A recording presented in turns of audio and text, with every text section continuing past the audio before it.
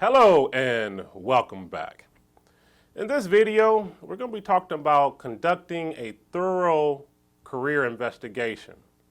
And we're going to do it as an assignment, which is going to be shared with your peers so that you can receive constructive feedback. Also, please keep in mind that it's paramount that you respond to at least 3 of your peers and provide them feedback as well. So, conducting a thorough career investigation. Now, the intent of this exercise is for you to really understand why you're going into a selected career path or job. Have you done the research? Do you know why you're doing it? Do you understand what's necessary for you to succeed? What proficiencies and levels of competencies do you need? What's your plan for marketing? Do you have a plan and a timetable in which to have your marketing take place and come to pass so that you can land your job?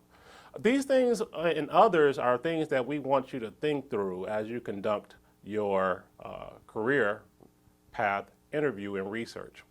So, conducting a research for your career path, how can we do this? Well, number one, there are various ways that I can conduct my research. My most favorite of investigation is actually to do either a face-to-face or some type of interview where I'm talking to someone. And that could be face-to-face, or you got modern day technology now where you can do a Skype or some type of business meeting versus video conferencing. You can also call someone on the telephone. We can email as well as talk to someone. And there's also the ability to do internet research. You know, you might want to start off with a Google and look at other people's professional profiles on LinkedIn. So those are some ways that you can conduct your investigation for your assignment. Now, don't be limited just to the few examples that I have given you. Be creative. You might think of some other ways or ideas that I necessarily did not mention in this video. But the intent is for you to do your research. For example, if someone asks you, why did you choose your career path? And say your career path is, to become a dentist. You might say, well, my father always wanted me to become a dentist because they are a dentist.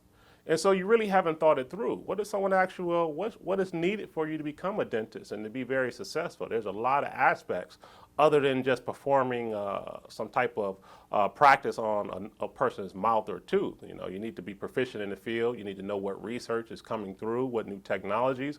There's a lot to go into it. And so I've composed about 8 questions to kind of help you guide yourself as you do your research. So you might want to take a look at these questions first to keep them in mind and make mental notes. So as you do your research, you can compose answers to these questions. Because again, you're going to share these with your peers in order to receive feedback. So I begin by asking you, what career path have you chosen? And not only what path have you chosen, but why? What is the true reason that you have chosen it? Is there a passion behind it? Is there a love? Is it something that you need? And also, as you go through this, make sure you want to keep timetables and create a strategic plan. So do what I call a mapping. And on this mapping, you say, this is where I'm at right here, right now, which can be 2016 or whatever the current date and time that you're viewing this video. And also give yourself a timetable to completing your investigation. And then we actually talk a little bit more about how we can utilize this in our strategic plan. So, which competencies are also necessary for your selected job field? And after you select your competencies and skills necessary, what are your top 5 and how do you match up? Remember to utilize the tools that we have already given you and that you've worked through in these courses, such as your SWOT analysis, your 360-degree feedback and assessment, the critiques that you have gone and received maybe against templates that you have collected in your T portfolio, and also feedback that you might have received from others.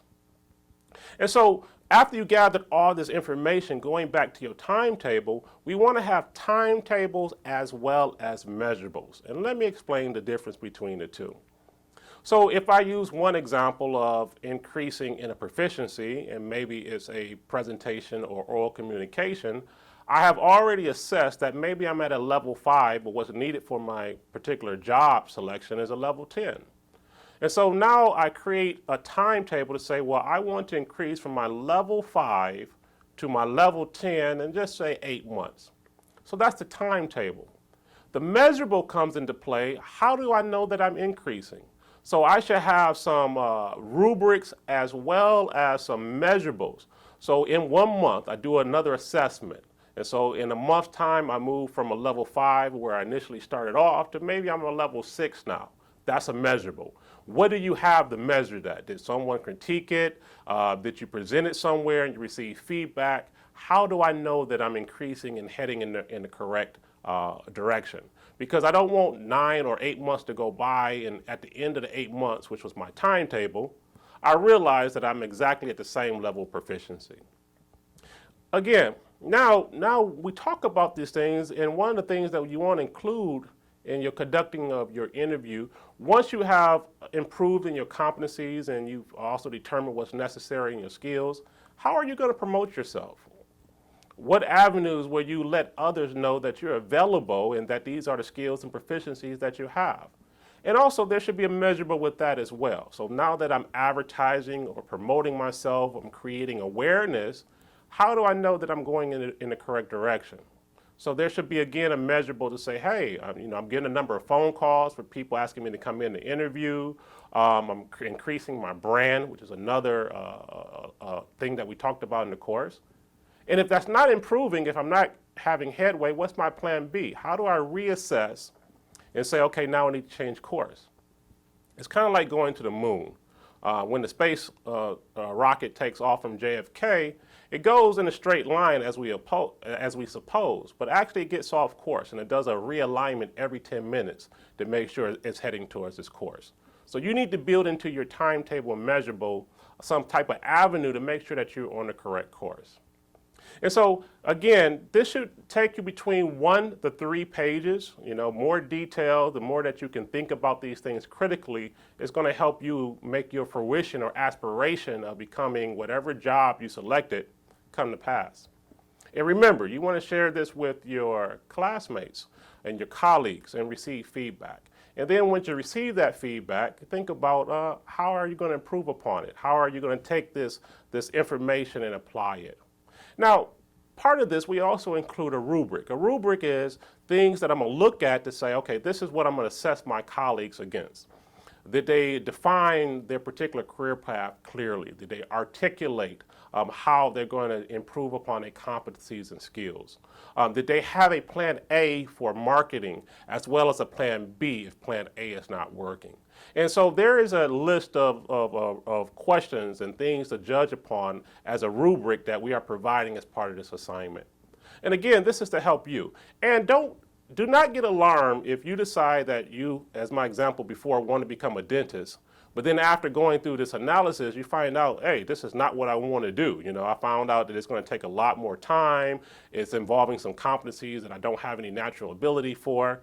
That in itself is a success because now you have avoided spending a lot of time, labor, and money going into a career path that does not naturally line up for you. And so you might say, based upon my research, I don't want to do this. I want to maybe look at the feasibility of actually going to another field that match more closely with my passions or my aspirations or my natural ability and skills. Again, I'm Dr. John Beckham. Thank you for watching this video, and I wish the best to you as you complete your analysis and your assignment.